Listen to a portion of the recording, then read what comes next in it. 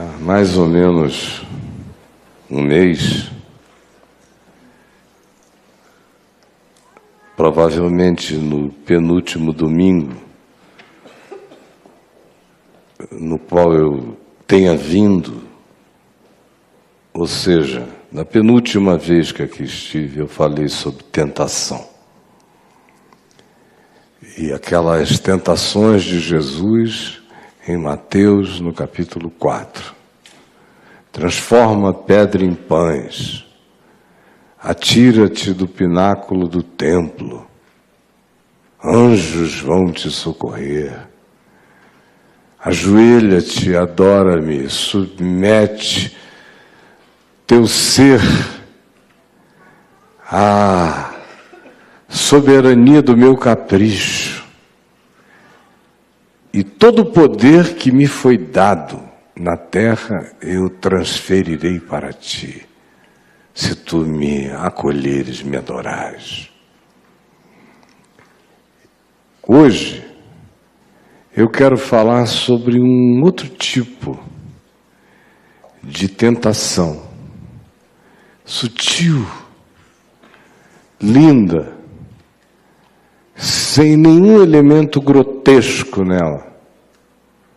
Ao contrário, ela vem cheia do melhor espírito, da melhor atitude humana, do melhor desejo de preservação da vida.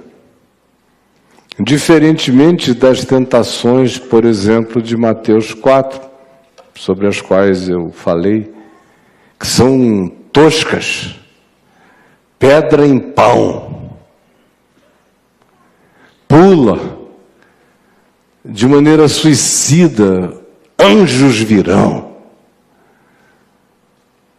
curva-te a mim, haverá uma convergência de todos os poderes para ti desde então. Não. Essa da qual eu quero falar é a tentação do bem, é a tentação do bom, é a tentação do lógico, é a tentação do ético, da ética, é a tentação da salvação, é a tentação da realização de ideais superiores, que carregam a sua profunda tentação, não pelo que propõem, não pelo que divisem, não pelo que mostrem, não pelo convite que façam, não pela porta que abram, não necessariamente. É quando a tentação não é a coisa em si, quando a tentação é apenas o desvio que aquela coisa boa provocará em mim. Porque eu não sou desviado do sentido da vida só pelas coisas explicitamente más ou grotescamente arrogantes, como quem transforma a pedra em pães, pula do pináculo do templo ou se curva diante do poder das trevas. Eu estou falando daquilo que em si não é mal, que em si não é possível em relação àquela coisa se fazer nenhum juízo atribuindo perversidade na coisa em si. É um bom ethos, mas se transforma numa perversão para mim. E eu sei exatamente do que eu estou lhes falando. Porque vencer tentações explícitas do tipo transforma pedras em pães foi razoavelmente tranquilo para mim durante a vida. Com ofertas frequentes, à medida em que o meu poder pessoal aumentava, mais capacidade de magia você recebia para fazer coisas impossíveis se tornarem o que você queria. Pedra em pão. Ou para correr os riscos dos riscos, pular do pináculo e receber de fato uma ajuda que te poupa, que praticamente te acostuma a dizer: eu tenho realmente um borogodó com Deus. E quando se ajoelhar ao diabo seja uma coisa tão sutil,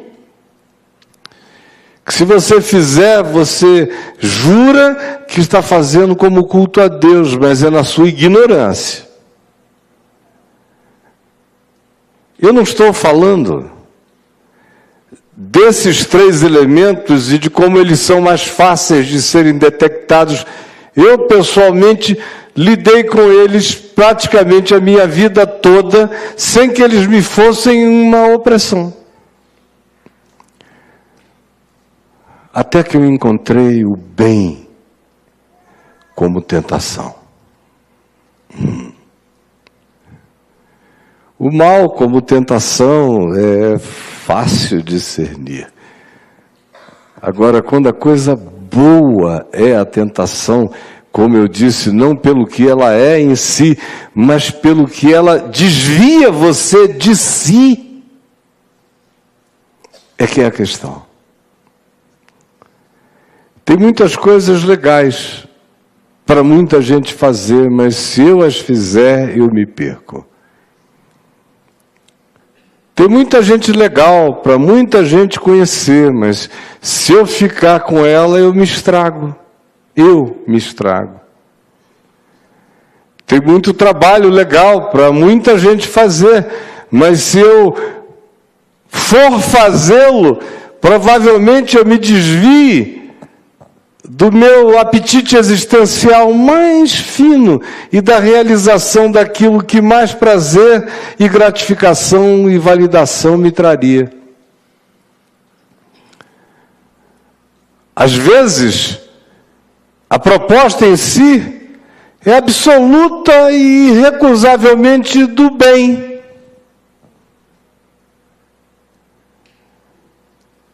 Eu me lembro que, depois de viver anos e anos e anos fazendo uma multidão de coisas maravilhosas, realmente maravilhosas, que eram extensão natural da minha vida, quando chegamos aos anos 90, 91, eu comecei a abrir espaço cada vez mais para uma quantidade enorme de coisas lindas que me eram propostas todos os dias. Eram comitês de organizações mundiais inquestionavelmente relevantes, que convidam você para a diretoria. São boards de entidades de relevância mundial importantíssima, que dizem: não, você tem que fazer parte, não vai te tomar muito tempo, de 3 em 3 meses você tem que ir a algum país da Europa para ficar 3 dias pensando, e os temas eram só temas do bem. E eu fazia parte de 12, 15 organizações desse tipo, importantíssimas na Terra, tudo do bem. Aqui no Brasil, os convites do bem só aumentavam.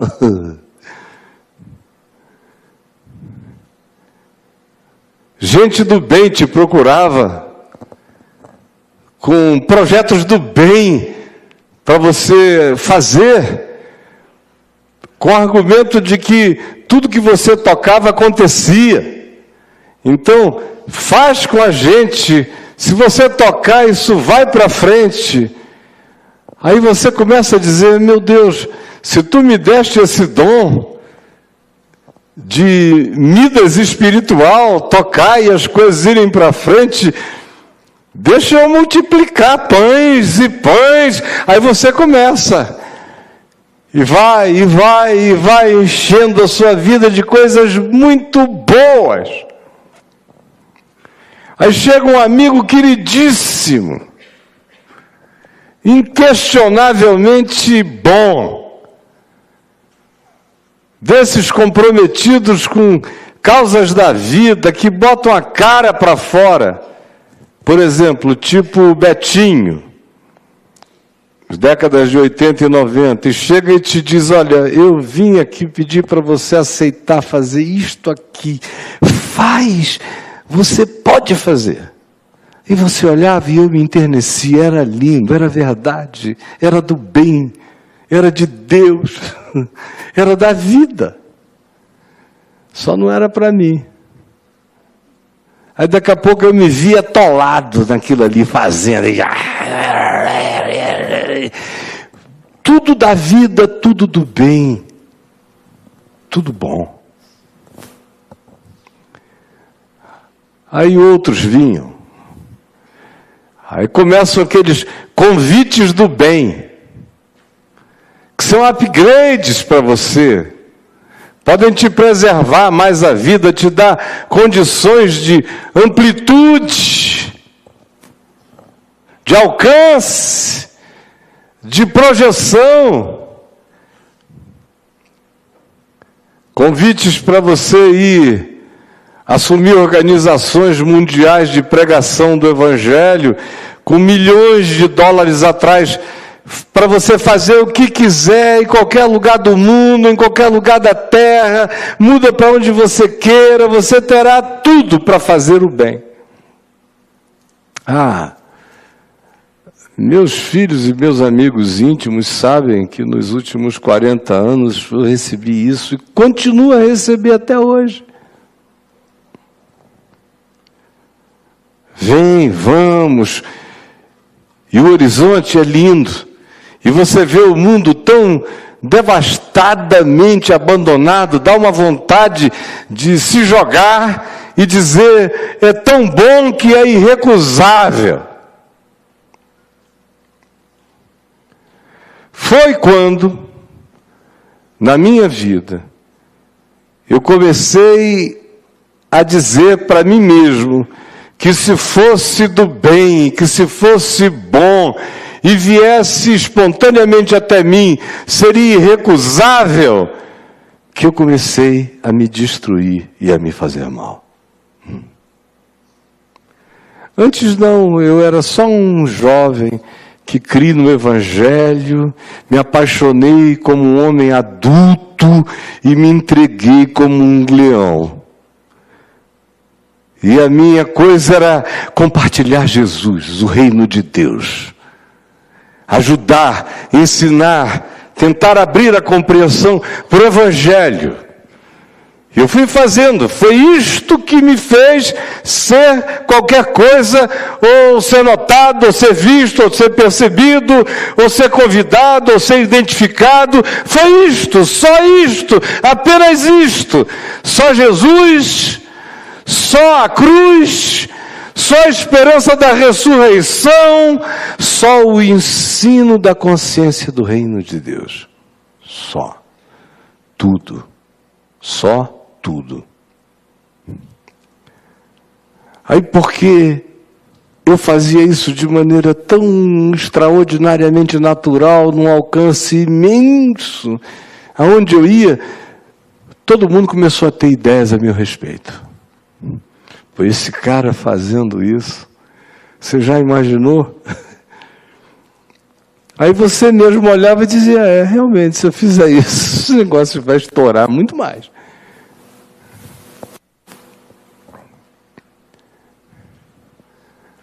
Até o dia em que você acorda, fazendo o bem, recebendo prêmios pelo bem que faz, lauréus, troféus, diplomas, emerências, olha o bem, é do bem.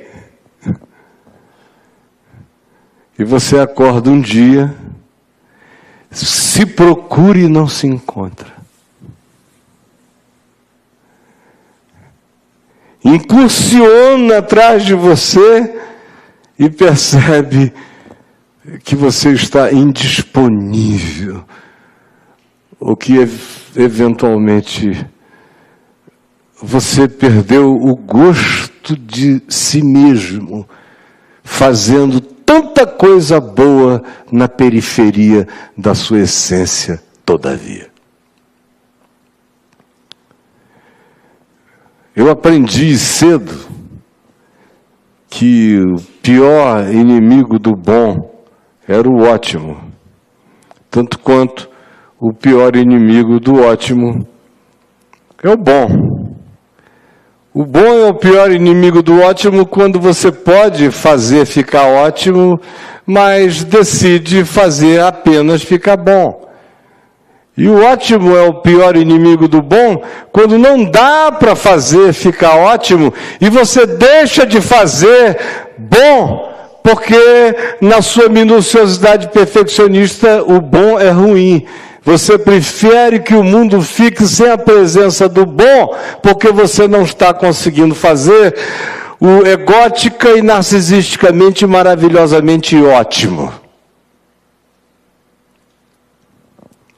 Na realidade, tudo que me desvia da minha vocação essencial pode carregar o bem que carregue, para mim será mal.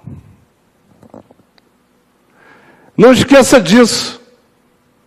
Qualquer coisa pode vir carregada do bem que carregue, mas se me desvia de mim, é um bem que a mim fará mal. Como eu experimentei o mal do bem em mim,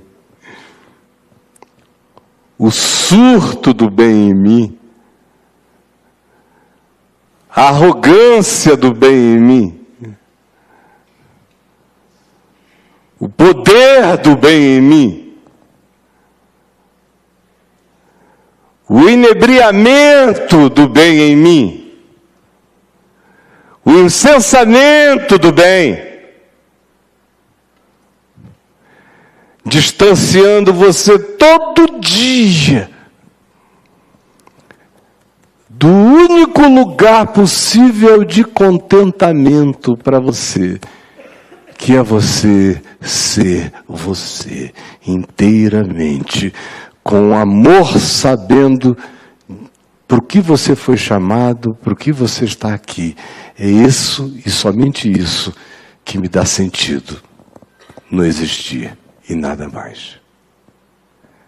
Olha o texto que eu quero que você leia, que vai deixar o que eu estou dizendo absolutamente simples e absolutamente claro. Está em João, no capítulo 12.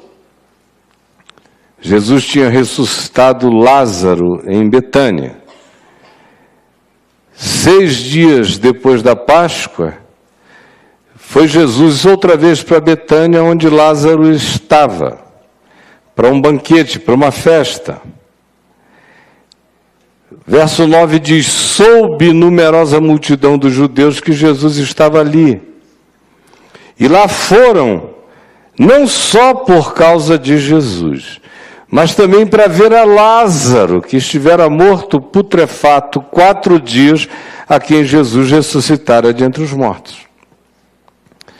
Mas os principais sacerdotes, os líderes religiosos, resolveram matar também a Lázaro, porque Jesus eles já tinham definido que não passaria daquela Páscoa. E incluíram na lista das execuções a Lázaro.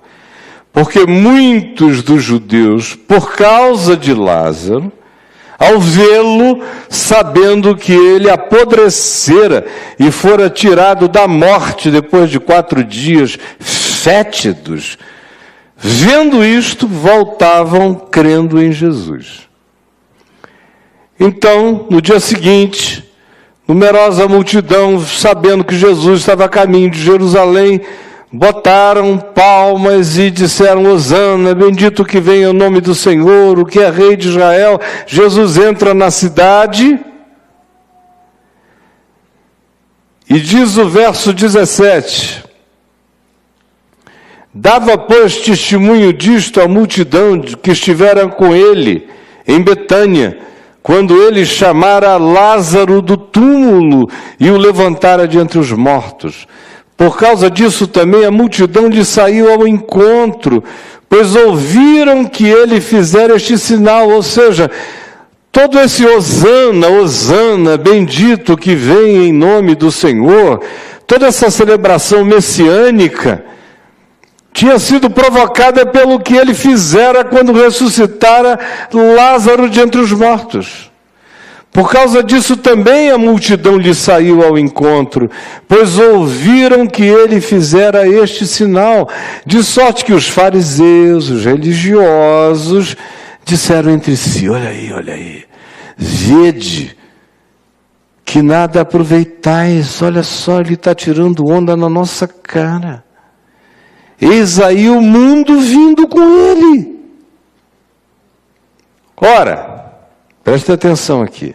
Ora, entre os que subiram para adorar durante a festa da Páscoa, que estava chegando, eram 6 dias antes da Páscoa, agora 5 dias antes da Páscoa, entre os que subiram, de onde quer que vivessem, para Jerusalém, para adorar a Deus durante a festa da Páscoa, a festa do perdão, a festa da propiciação, a festa da cobertura, a festa da libertação.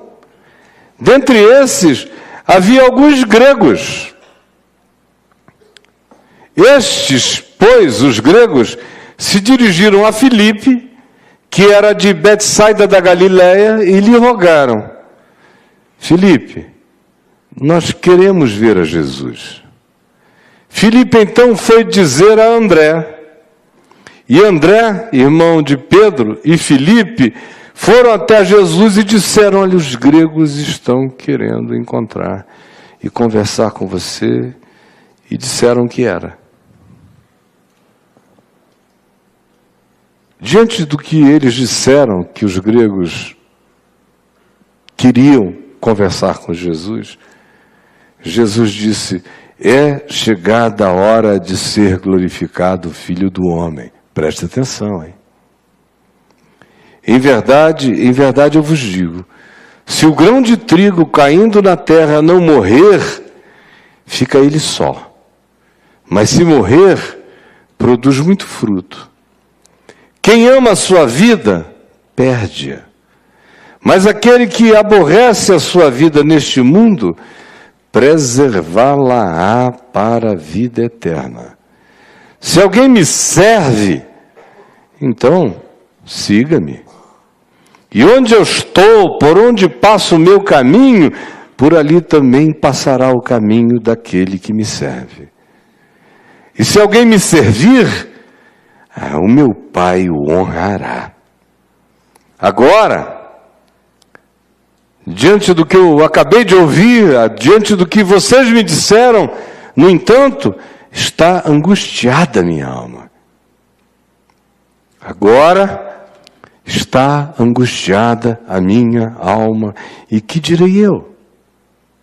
Pai, salva-me desta hora? Como? Se precisamente com este propósito eu vim para esta hora. Pai, glorifica o teu nome. Então veio uma voz do céu e disse: eu já o glorifiquei e ainda o glorificarei. A multidão, pois, que ali estava, tendo ouvido isto, dizia ter ouvido um trovão falando. Outros diziam: não, foi um anjo que lhe falou. Então Jesus explicou: não foi por mim que veio esta voz, e sim por causa de vocês. Chegou o momento de ser julgado este mundo, e agora o seu príncipe será expulso. E quando eu for levantado da terra, atrairei todos a mim mesmo. O que será que esses gregos queriam dizer ou disseram a Jesus? O Novo Testamento não nos diz o que esses caras disseram, mas foi violento o que eles disseram. Vocês já tinham visto Jesus abalado assim? Eu nunca vi. Nem fariseu, nem saduceu, nem a corja maldita dos que faziam perguntas cretinas para ouvir as respostas que se tornaram divinas. Não, ninguém. Ninguém o abalou assim. Nem Satanás nas tentações explícitas. Tudo é resolvido na base do bate-pronto, sem angústia. Transforma a pedra em pães? Não, nem só de pão vive o homem, mas de toda a palavra que sai da boca de Deus. Pula do pináculo do templo, porque os anjos virão em teu socorro. E ele diz, não tentarás o Senhor teu Deus. Isso é provocar os céus, agir contra a lei da vida. Tudo isso eu te darei se prostrado me adorares. Recebe um arreda, Satanás. Agora aqui não. Aqui não é o diabo, é um pessoalzinho que veio da Grécia. E eles criam no Deus de Abraão, de Isaac e de Jacó, porque o texto diz que eles subiram para adorar em Jerusalém. Eles tinham recebido essa informação, tinham crido nisto, e eram gregos que adoravam, monoteisticamente falando, o Deus de Abraão. E subiam a Jerusalém nos dias da festa da Páscoa para trazerem suas oferendas e suas gratidões pelo perdão.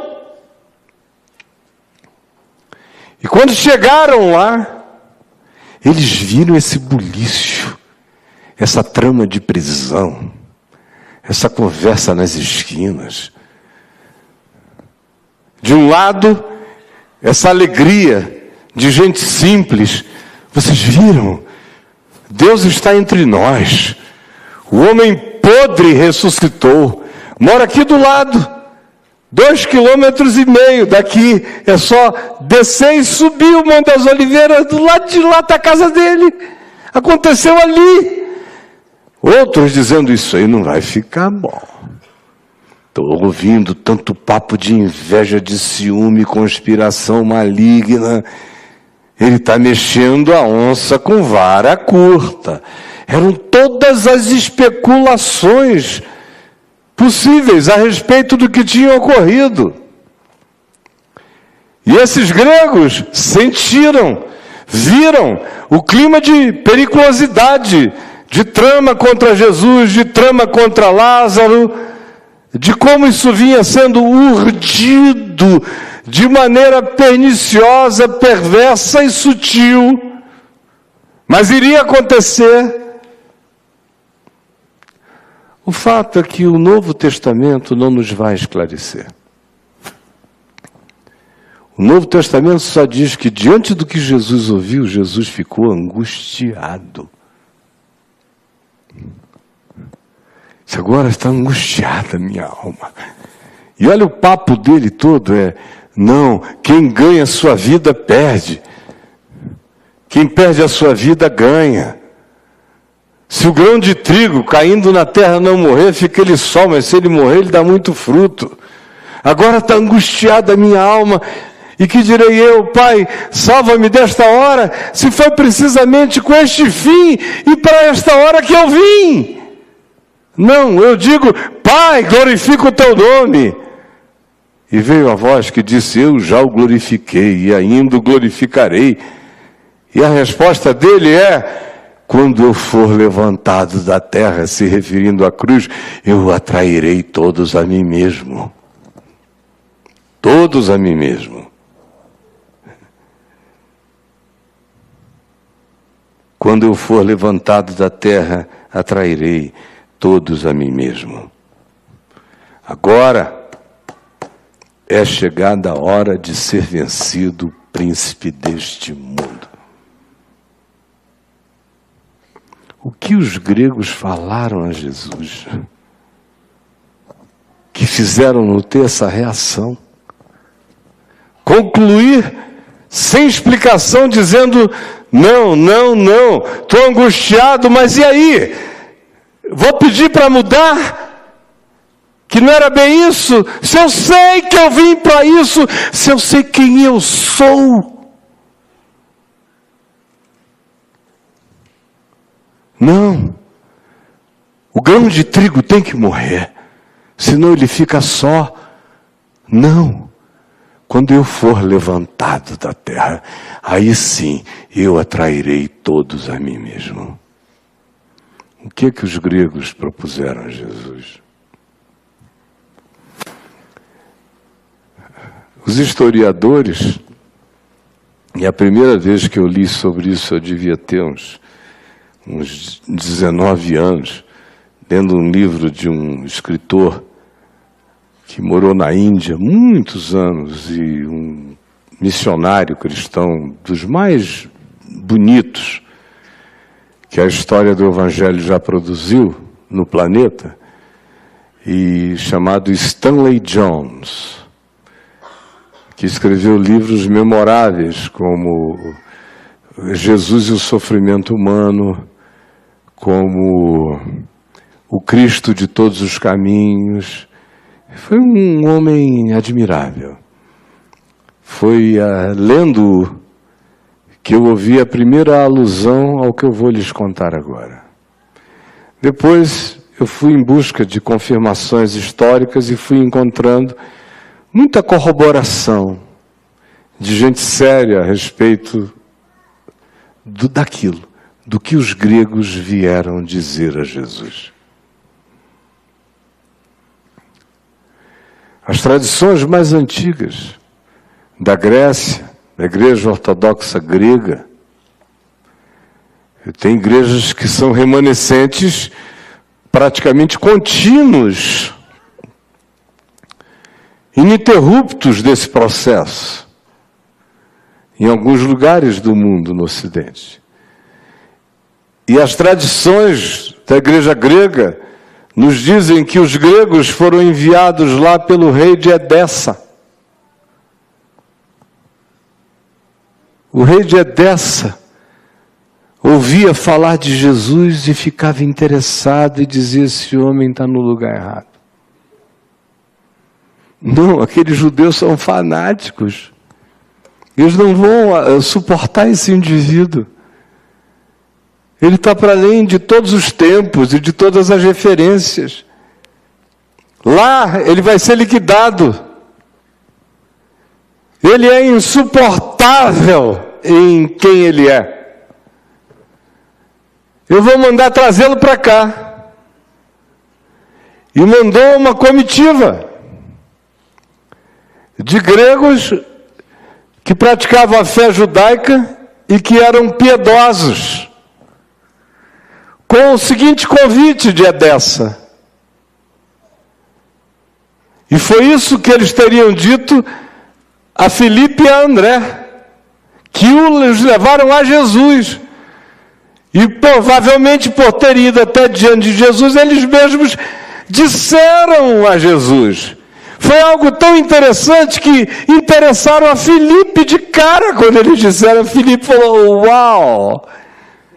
Aí pega, leva ele, os leva até André. O André ouve e diz: vamos, irmão de Pedro, Filipe. É o lobby que a gente tem que fazer. Essa hora está feia. Aí vão até Jesus: os gregos estão aqui querendo um assunto que o senhor tem que ouvir, nunca ouvimos coisa igual. Aí Jesus disse: pode deixar chegar. Aí eles chegaram e disseram: estamos aqui em nome do rei de Edessa, convidando-o para mudar para Edessa,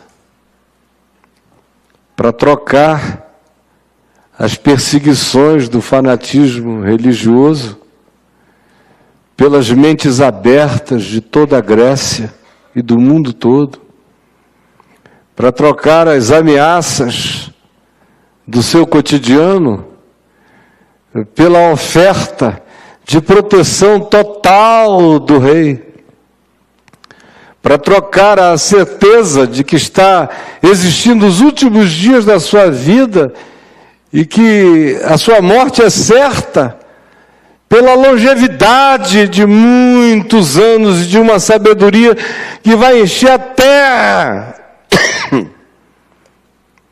E os teus feitos vão convencer o mundo. Fora daqui. Porque aqui tu tens poucos dias. Tu serás morto e tu serás esquecido. Tu ficarás só. Tu serás abandonado. O teu destino é ser crucificado. Vem e aceita o convite do bem, o convite da longevidade, o convite da segurança, o convite do conforto, o convite da honra, da glória, da reverência, o convite para se tornar o guru da terra, o guru dos homens. A partir da plataforma grega, tu te tornarás ilimitado. Vem, vem. Ouvindo Jesus estas palavras, disse: é chegada a hora de ser glorificado o Filho do Homem. Vê se não faz sentido agora eternamente, amém. Se o grão de trigo caindo na terra não morrer, fica ele só. Mas se ele morrer, ele vai dar muito fruto. Quem ama a sua vida como obsessão de longevidade, quem faz negócios com a vida, perde-a. Aquele que odeia a vida como capital negocial na existência, esse preservá-la-á. E se alguém diz que me segue, então me siga. E vejam por onde eu vou, que caminho eu escolhi, que consciência eu adotei. E se alguém insistir dizendo que é meu, que está vinculado a mim, então o caminho não é para Edessa, o caminho é após mim. E meu Pai o honrará. Agora, eu sou gente. Minha alma está angustiada. Há uma pulsão dentro de mim. O que é vida? O que é longevidade? Eu não carrego dentro de mim nenhuma morbidez, nenhum amor pela morte. Eu só sei quem eu sou. Eu só sei por que eu vim. Eu só conheço o significado dos sacrifícios que a qualidade e a consciência da minha vida demandam de mim. Quem quiser se salvar em Edessa, salve-se lá. Eu, todavia, sou eu. E quem disser que quer viver comigo, escolha como eu. Privilegie o que eu privilegio. Mas essa não é uma escolha feita sem angústia. É a pior das escolhas, gente. É quando o que está ofertado é ótimo. O que está ofertado é lindo. O que está ofertado é lucrativo. O que está ofertado é seguro. O que está ofertado é logicamente melhor. O que está ofertado é inquestionável, a menos que eu tenha plantado dentro de mim algo maior do que toda a lógica, do que toda oferta, do que todo conforto, do que todo convite. Se eu trouxer dentro de mim uma certeza enraizada maior do que tudo, saber do quem eu sou, o que eu estou fazendo aqui, qual é o meu lugar. E aí ele diz para ele próprio, chegou a hora de ser julgado este mundo. Por quê? O que aconteceu ali que julgou o mundo? É porque em nenhuma dimensão do mundo você receberia um conselho para tomar uma decisão como essa. A gente até cultua heróis que morreram jovens por causa da tenacidade, da obstinação, ficaram e morreram. Vocês vejam que quase todos os heróis são jovens, não é? É difícil você encontrar um herói mártir idoso, porque o cara já viveu o suficiente para saber que é bobagem. Tem que ser jovem, iludível, tem que se sentir meio Deus para sair. Eu vou, é comigo e tal. Assim, a idiotice acompanha a juventude muito frequentemente. Nem sempre, mas muito frequentemente. Então, qual é o consultor que não diria a Jesus, vai agora? Qual o coach? Qual o coach? Quer dizer, não, fica aqui na beira do abismo. Abre o teu negócio ali onde está tudo certo para falir. Quem é o coach? Qual é a sinergia da Kalina? Não ia dar esse conselho? Não, né? A Kalina ia dizer, vá para Edessa, meu filho, agora mesmo. Ontem eu estava contando essa história no almoço em casa e eu morri de rir. Quando eu contei a história do rei de Edessa, e a Bruna, que está sentada aqui, estava lá à mesa, falou, eu vi que ela procurou mais conforto na cadeira. Falou, pô, mó barato esse rei de Edessa, né? Aí, cara legal pra caramba. Aí eu falei, você veja só como é que um cara legal pra caramba pode fazer um convite legal pra caramba, que para uma pessoa como Jesus era a própria desgraça.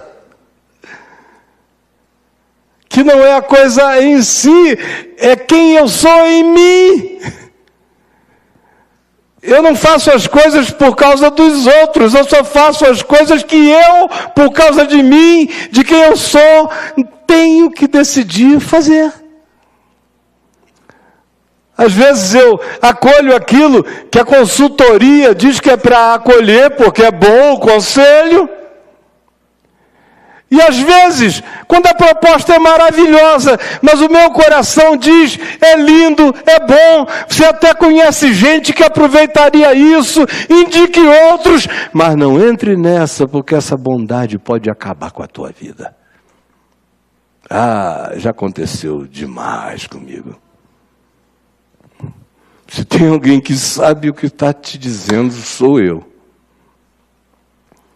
Agora, o maravilhoso é que Jesus diz que essa decisão julga este mundo. Chegou a hora de ser julgado este mundo. Nós não estamos habituados a isso porque a nossa visão, ainda mais nesses dias, e morando em Brasília, diz agora será julgado esse mundo, a gente só pensa no STF. Aí pronto, esse mundo está... Esse mundo tem cobertura privilegiada, tem foro privilegiado, então não vai ser julgado esse mundo.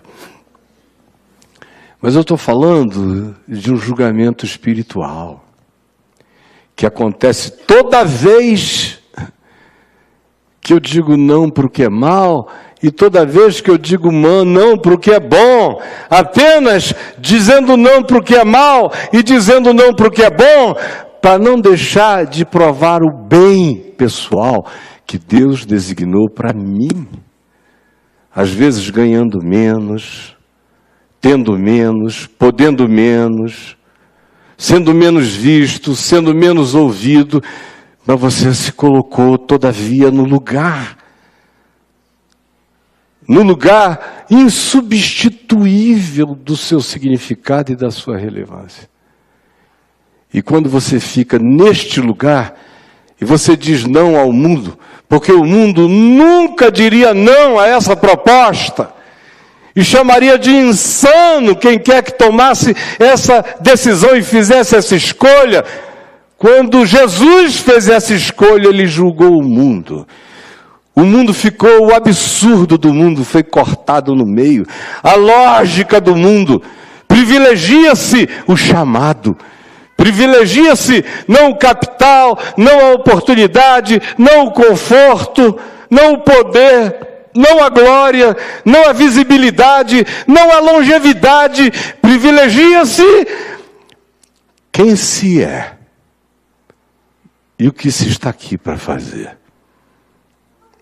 Às vezes essa escolha faz você viver menos. Eu fiz muitas escolhas na minha vida e banquei muitos preços sabendo que aquilo estava tirando provavelmente 10 anos de vida de mim. Ou outras coisas, mas 10 anos a menos, porém, a eternidade requalificada em mim pelo ato da minha escolha.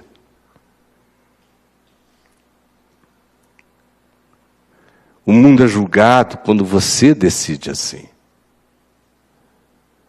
Não estou dizendo que é para você suspeitar de todas as ofertas boas. Pelo amor de Deus, não! Eu estou dizendo que nem toda boa oferta valida o seu significado. E que não se afastar de quem você é, embora angustiado, escolhendo todavia e privilegiando o seu chamado, você vai atrair todos os que você tiver que atrair, sendo fiel à sua vocação. Quem tiver que andar contigo vai andar, mas não negocie a alma, nem com o bem.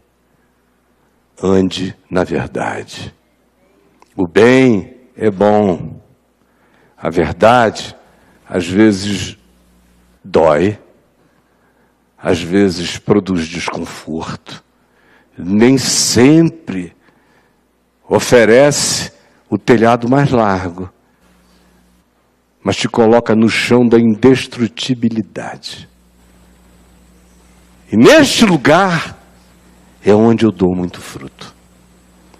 Quando eu morro para decisões que não são necessariamente em si mesmas ruins, mas me desviarão do meu sentido, e eu escolho morrer em relação àquelas coisas, é quando eu pego a minha essência como semente de trigo e deixo-a morrer. Porque se ela não morrer, ela não vai se abrir. Assim como é dessas escolhas que a gente vai se abrindo. É do desenvolvimento, é dessa capacidade de julgar o mundo, de julgar o mundo, de julgar o mundo, que o seu caráter vai se fortalecendo, a sua identidade vai crescendo. Você vai atraindo os que a você terão que vir. E você crescerá nessa certeza de que você está vivendo a hora e em ti o Pai está sendo glorificado. Aí o mundo é julgado. Principados e potestades são julgados. O diabo é julgado toda vez que uma consciência possuída pelo sentido do seu chamado diz não às más ofertas e também às boas que nos desviem do cerne, do rio da vida, passando dentro de nós. Vamos ficar em pé e vamos orar. Paizinho querido, a maioria de nós realmente não sabe nem o que está fazendo aqui na terra. Quanto mais quem é e por que foi chamado. A maioria já desistiu do seu próprio significado. A maioria vai apenas conforme o game vai jogando a gente para lá e para cá. E a maioria está disposta a negociar qualquer coisa por sobrevivência e conforto. Eu sei como é difícil não ser assim. Por favor, dilata, já que somos teus servos, dilata-nos para que aprendamos a te seguir e a escolher como tu escolhes e a ver como tu vês. E sobretudo, eu te peço, como se dirá logo adiante, sabendo Jesus que viera do Pai, voltava para o Pai, tirou as suas próprias roupas e lavou os pés aos seus discípulos. Ajuda-nos a sabermos de quem viemos e para o que viemos, e nós vamos aprender o que fazer e como fazer. E não nos desviarmos desse fazer por causa da descoberta desse sentido, sem o qual a gente vive perdido, somos só borboletas aflitas, águas vivas existindo de pulsão. Somos apenas energia vital sem consciência. Por favor, que o teu Espírito, eu só disse o que disse e preguei o que preguei porque eu creio no Espírito Santo. Creio que Ele fala, creio que Ele ensina, creio que Ele ilumina, creio que Ele aplica, creio que Ele faz a conexão, creio que Ele molesta, creio que Ele julga, creio no incômodo para a vida que Ele produz, creio na consolação que Ele traz e creio na alegria que Ele gera quando a gente faz as escolhas excelentes. É o que eu te imploro por mim e por todos os que estão aqui, pelos milhares nos vendo pela Vem VTV. Por favor, agora enche-nos a todos nós da tua luz e da tua verdade e nos guia no caminho. Pacifica a nossa mente e salva-nos da confusão mental. E ajuda-nos a vencer a angústia das coisas que cheguem com a convicção de quem nós somos e para o que estamos aqui. E assim pacifica o nosso coração. É o que eu te peço, em nome de Jesus. Amém e amém.